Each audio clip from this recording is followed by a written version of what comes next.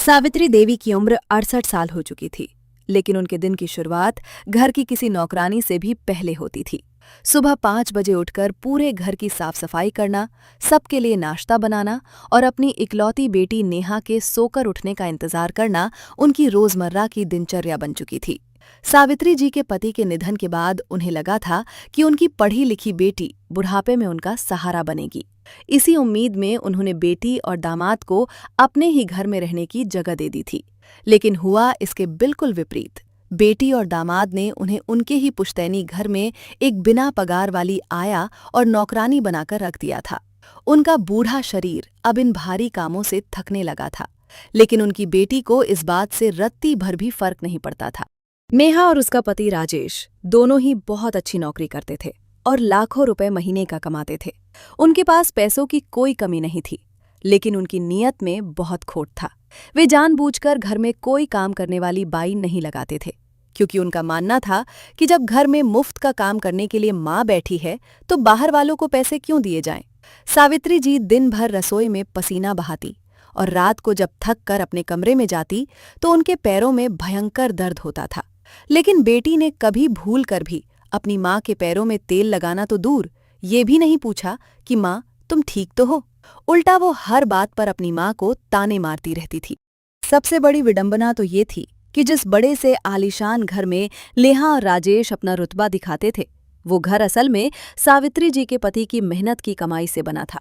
कागजों पर आज भी उस घर की मालकिन सावित्री जी ही थीं, लेकिन बेटी और दामाद ने पूरे घर पर इस कदर अपना कब्जा जमा लिया था कि सावित्री जी को अपने ही घर में एक अजनबी की तरह रहना पड़ता था।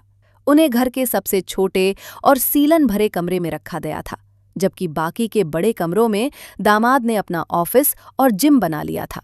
सावित्री जी अपनी ममता के हाथों इतनी मजबूर थीं कि वो अपनी ही बेटी की इस बदतमीजी को उसकी नासमझी समझकर हमेशा चुपचाप सह लेती थीं और कभी विरोध नहीं करती थीं। जवानी के दिनों में सावित्री जी अपने शहर की सबसे मशहूर दर्जन हुआ करती थी। उनके हाथों में ऐसा जादू था कि उनके बनाए हुए कपड़ों की तारीफ हर कोई करता था। उन्होंने कई साल तक अपनी सिलाई कढ़ाई के हुनर से पैसे कमाकर ही इस घर को बनाने में अपने पति की मदद की थी। लेकिन जैसे जैसे बेटी बड़ी हुई और पति की तबीयत खराब रहने लगी, सावित्री जी ने अपनी उस पुरानी सिलाई मशीन को हमेशा के लिए एक कोने में बंद करके रख दिया। उन्होंने अपने सारे शौक और अपना हुनर अपने परिवार की खुशियों के लिए कुर्बान कर दिया था। आज उन्हें अपनी उस पुरानी कला की याद बहुत आती थी, लेकिन उन्हें लगता था कि अब इस उम्र में वो क्या ही कर पाएंगी। एक दिन दामाद राजेश ने अपने ऑफिस के कुछ बहुत बड़े क्लाइंट्स को घर पर डिनर के लिए बुलाया। ये उनके लिए एक बहुत बड़ी डील का मौका था। नेहा ने अपनी माँ से साफ साफ कह दिया कि आज रात का खाना बिल्कुल शाही होना चाहिए और उसमें कोई भी कमी नहीं होनी चाहिए। सावित्री जी सुबह से ही रसोई में लग गईं। उन्होंने अकेले ही 8-10 लोगों के लिए कई तरह के पकवान बनाए। उनकी कमर दर्द से टूट रही थी और पसीने से उनके कपड़े पूरी तरह से भीग चुके थे। शाम होने तक वो इतनी बुरी तरह से थक चुकी थीं कि उनसे ठीक से खड़ा भी नहीं हुआ जा रहा था। लेकिन मेहमानों के आने का समय हो चुका था और उन्हें अभी खाना परोसने का काम भी करना था। रात के 8 बजे मेहमान घर आ गए। नेहा और राजेश बड़े ही शान से उनका स्वागत कर रहे थे और दिखावा कर रहे थे कि वे कितने संस्कारी और अमीर हैं। सावित्री जी एक पुरानी सी साड़ी पहने हुए रसोई से खाना निकालकर डाइनिंग टेबल पर सजा रही थीं। लगातार 12 घंटे काम करने की वजह से उनके हाथ बुरी तरह कांप रहे थे। जैसे ही वो मेहमानों के लिए कांच के बाउल में गर्मा-गर्म सूप लेकर आईं, उनके कांपते हाथों से बाउल फिसल गया। सूप सीधे एक बहुत ही अहम मेहमान के महंगे कोट पर जा गिरा। पूरे कमरे में अचानक से सन्नाटा छा गया और मेहमान गुस्से से अपनी कुर्सी से खड़ा हो गया। सावित्री जी घबराहट के मारे बुरी तरह कांपने लगी। राजेश ने तुरंत मेहमान से माफी मांगी, लेकिन नेहा का गुस्सा 7वें आसमान पर पहुंच गया। उसने मेहमानों की परवाह किए बिना अपनी सगी माँ को सबके सामने जलील करना शुरू कर दिया। उसने चिल्लाते हुए कहा कि तुम हमेशा मेरा हर काम बिगाड़ देती हो। तुम इस घर में एक बोझ बन चुकी हो। क्या तुम्हें दिखाई नहीं देता कि ये कितने जरूरी लोग हैं? तुम्हारे जैसे अनपढ़ और गंवार लोगों को तमीज नाम की कोई चीज नहीं है। सावित्री जी हाथ जोड़कर रोते हुए अपनी बेटी से माफी मांगने लगीं। उन्होंने कहा कि बेटी मेरे हाथ कांप रहे थे मुझसे गलती हो गई। लेकिन नेहा ने उनकी एक नहीं सुनी और उन्हें धक्के मारते हुए मेहमानों के सामने से हटा दिया। नेहा ने अपनी माँ का हाथ पकड़ा और उन्हें खींचते हुए घर के पीछे बने एक पुराने कबार खाने में ले गई। उसने कहा कि जब तक मेरे मेहमान घर में हैं, तुम इस अंधेरे कमरे से बाहर मत निकलना। तुम्हारी मनहूस शक्ल देखकर मेरा सारा काम बिगड़ जाता है। ये कहकर उसने कबार खाने का दरवाजा बाहर से बंद कर दिया। सावित्री जी उस घुप अधेरे कमरे में जमीन पर गिर पड़ी और फूट फूट कर रोने लगी। आज उनके सब्र का बांध टूट चुका था। जिस बेटी को उन्होंने अपने खून पसीने से सींचा था, आज उसी बेटी ने उन्हें एक फटे पुराने कपड़े की तरह कबार में फेंक दिया था। उन्हें अपने पति की बहुत याद आ रही थी और वह खुद को कोस रही थीं। कई घंटों तक उस अंधेरे कमरे में रोने के बाद सावित्री जी के आंसुओं ने सूखना शुरू कर दिया। अचानक उनके अंदर का वो दर्द एक भयानक गुस्से में बदलने लगा। उन्होंने सोचा कि आखिर मेरी गलती क्या है? क्या एक माँ होना ही मेरा सबसे बड़ा गुनाह है? मैंने अपना पूरा जीवन जिस बेटी पर लुटा दिया, आज वो मुझे मेरे ही घर में बंधक बनाकर बैठी है। उन्हें ये एहसास हो गया कि जब तक वो चुपचाप अत्याचार सहती रहेंगी, तब तक ये बेटी और दामाद उन्हें ऐसे ही पैरों की जूती समझते रहेंगे। ममता का जो पर्दा इतने सालों से उनकी आंखों पर पड़ा हुआ था, वो आज पूरी तरह से हट चुका था। उन्होंने तय कर लिया कि अब वो और नहीं सहेंगी। सुबह होते ही रोशनी की एक छोटी सी किरण उस कबारखाने की खिड़की से अंदर आ रही थी। उसी रोशनी में सावित्री जी की नज़र एक कोने में रखे एक पुराने बक्से पर पड़ी। उन्होंने पास जाकर उस बक्से पर जमी सालों पुरानी धूल को अपने हाथों से साफ किया। बक्सा खोलते ही उनकी आंखें चमक उठीं। उसके अंदर उनकी 30 साल पुरानी सिलाई मशीन रखी हुई थी। ये वही मशीन थी जिसने उनके बुरे वक्त में हमेशा उनका साथ दिया था। मशीन के साथ कुछ पुराने धागे और सुइयां भी रखी थीं। सावित्री जी ने उस मशीन को अपने सीने से लगा लिया। उन्हें लगा जैसे उन्हें उनका कोई पुराना खोया हुआ सच्चा साथी वापस मिल गया हो। अब उनके मन में एक नई ऊर्जा का संचार हो रहा था। उसी सुबह जब नेहा ने कबारखाने का दरवाजा खोला तो वो हैरान रह गई। सावित्री जी रोने या गिड़गिड़ाने के बजाय बिल्कुल शांत और सीधे खड़ी थीं। उनकी आंखों में एक अजीब सा आत्मविश्वास था जो नेहा ने पहले कभी नहीं देखा था। बिना एक भी शब्द कहे सावित्री जी वहां से निकली और सीधे अपने कमरे में चली गईं। नेहा को लगा कि माँ शायद डर गई है, लेकिन थोड़ी ही देर बाद सावित्री जी नहा धोकर और अच्छे कपड़े पहनकर डाइनिंग टेबल पर आकर बैठ गईं। जब राजेश ने उनसे नाश्ता मांगा तो उन्होंने साफ शब्दों में कह दिया कि आज के बाद इस घर में मैं किसी का भी नौकर बनकर काम नहीं करूंगी। अपना नाश्ता खुद बनाओ या बाजार से खरीद कर खाओ। नेहा और राजेश ये सुनकर आग बबूला हो गए। राजेश ने कहा कि अगर आप इस घर में मुफ्त की रोटियां तोड़ना चाहती हैं तो ऐसा बिल्कुल नहीं होगा। आपको काम तो करना ही पड़ेगा। ये सुनकर सावित्री जी ने अपने कपड़ों के अंदर से एक कागज निकाला और उसे टेबल पर पटक दिया। वो कागज उनके घर के मालिकाना हक के दस्तावेज थे। उन्होंने बहुत ही कड़क आवाज में कहा कि ये घर मेरे पति ने मेरे नाम पर किया था। तुम दोनों ही मेरे घर में मुफ्त की रोटियां तोड़ रहे हो। मैं तुम दोनों को आज इसी वक्त से 30 दिन का नोटिस देती हूँ। 1 महीने के अंदर मेरा ये घर खाली करके निकल जाना, वरना मैं पुलिस बुलाकर तुम दोनों का सारा सामान बाहर फेंकवा दूंगी। सावित्री जी की बात सुनकर नेहा और राजेश जोर जोर से हंसने लगे। नेहा ने तंज कसते हुए कहा कि माँ, तुम्हारा दिमाग तो खराब नहीं हो गया है? अगर हम ये घर छोड़कर चले गए तो तुम अपना पेट कैसे पालोगी? तुम्हारे पास तो एक फूटी कौड़ी भी नहीं है। क्या बुढ़ापे में सड़कों पर भीख मांगोगी? दामाद ने भी कहा कि 1 महीने बाद जब आपको भूख लगेगी तो आप खुद ही हमारे पास रोते हुए आएंगी और माफी मांगेंगी। लेकिन सावित्री जी उनकी इन खोखली बातों से बिल्कुल भी नहीं घबराईं। उन्होंने बड़ी शांति से जवाब दिया कि मेरी फिक्र तुम लोग मत करो। मैंने जिंदगी में अपने दम पर जीना सीखा है। तुम बस अपना नया ठिकाना ढूंढना शुरू कर दो। उन दोनों के घर से ऑफिस जाते ही सावित्री जी ने अपनी पुरानी सिलाई मशीन को बाहर निकाला। उन्होंने बाजार जाकर थोड़ा सा मशीन का तेल और कुछ नए कपड़े के टुकड़े खरीदे। घर आकर उन्होंने मशीन की अच्छे से सफाई की और उसमें तेल डाला। जैसे ही उन्होंने मशीन के पहिए को घुमाया, वो अपनी पुरानी लय में चलने लगी। मशीन की वो खटखट की आवाज सावित्री जी के लिए किसी मधुर संगीत से कम नहीं थी। उन्होंने उसी दिन बाजार से लाए गए साधारण सूती कपड़े पर एक बहुत ही खूबसूरत पारंपरिक कढ़ाई का काम शुरू कर दिया। उनके हाथों का जादू आज भी वैसा ही था। उनके बरसों पुराने हुनर पर उम्र की कोई भी बंदिश या थकान असर नहीं कर पाई थी। कुछ दिन बाद सावित्री जी कपड़े खरीदने के लिए शहर के एक बड़े बाजार में गई थीं। वहां उनकी मुलाकात एक युवा लड़की मीरा से हुई। मीरा शहर के एक बड़े कॉलेज में फैशन डिजाइनिंग की पढ़ाई कर रही थी और एक किराए के कमरे में रहती थी। मीरा एक दुकान पर पारंपरिक कढ़ाई वाले कपड़ों की तलाश कर रही थी, लेकिन उसे अपनी पसंद का कुछ नहीं मिल रहा था। सावित्री जी ने उसे परेशान देखकर उससे बात की और उसे अपने घर आने का निमंत्रण दिया।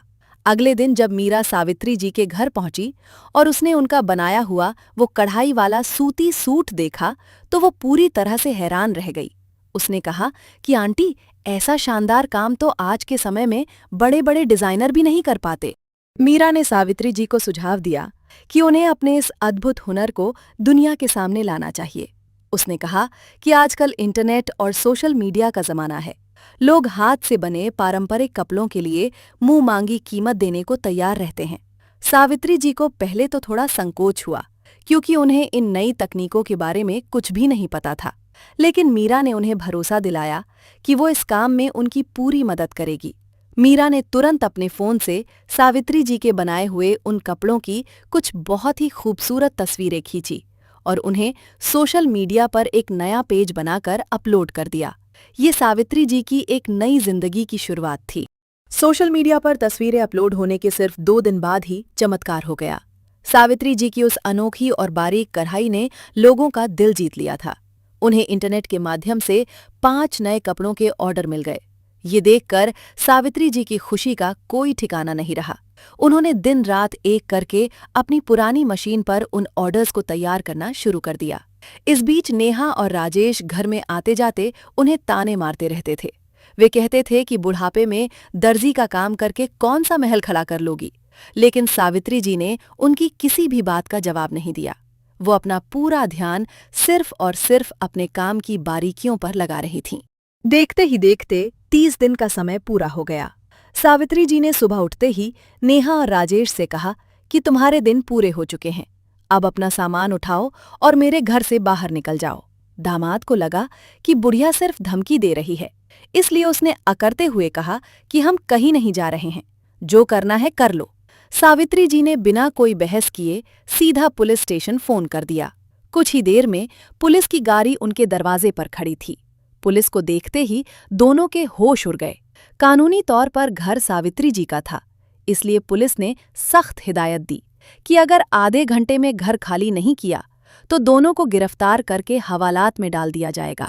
बेइज्जती के डर से नेहा और राजेश को तुरंत अपना सारा सामान पैक करके उस घर से निकलना पड़ा।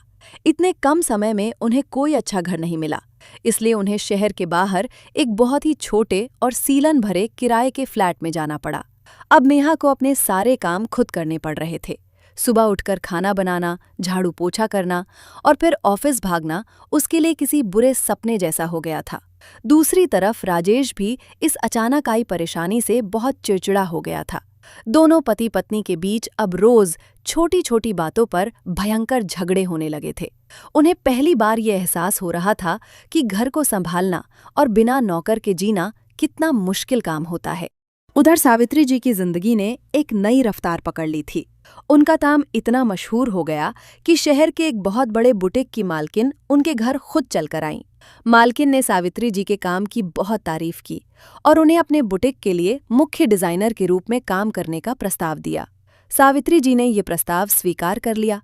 अब उन्हें हर महीने एक बहुत बड़ी रकम मिलने लगी थी। उन्होंने अपने उसी पुराने पुश्तैनी घर को एक बहुत ही शानदार सिलाई स्टूडियो में बदल दिया था।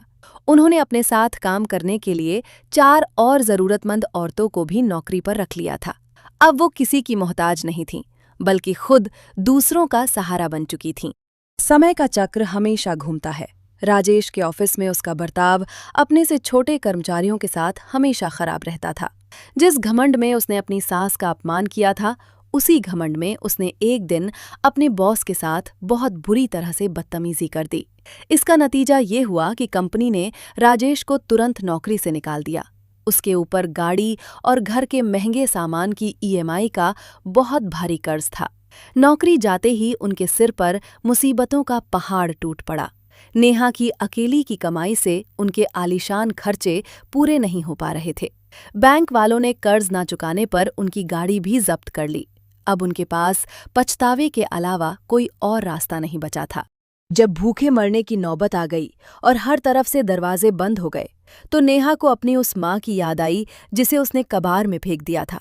वो और राजेश रोते हुए सावित्री जी के स्टूडियो पहुंचे।